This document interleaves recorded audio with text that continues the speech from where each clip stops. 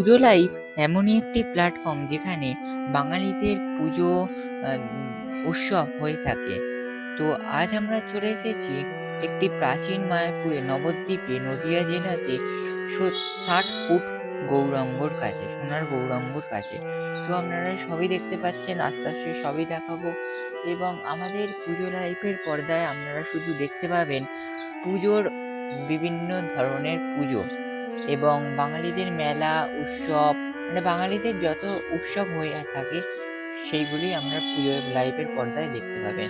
যারা অসুস্থ ব্যক্তি আছেন তারা ঘরে বসেই আপনারা দেখতে পাবেন এই পুজো লাইভের পর্দায় বিভিন্ন পুজো, দুর্গাপুজো, কালী পুজো, লক্ষ্মী পুজো।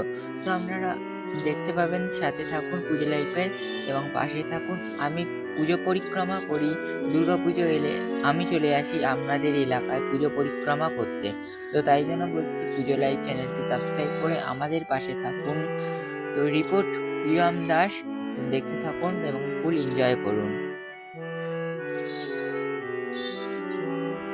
এখানে অনেক কিছু কৃষ্ণ ঠাকুরের লীলা এখানে বোঝানো হয়েছে এবং রাধা, গৌর নিতাই এখানে সবই দেখানো হয়েছে।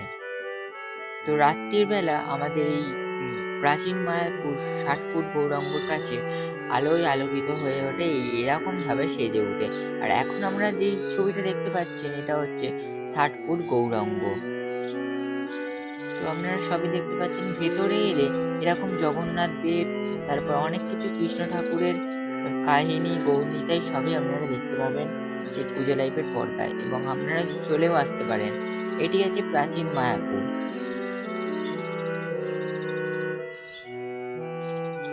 এইরকম ওপরে ওপরে করে সব লেখা আছে।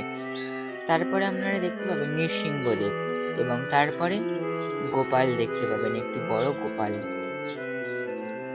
নবদ্বীপ থেকে প্রিয়ম দাসের রিপোর্ট, পুজো লাইভ।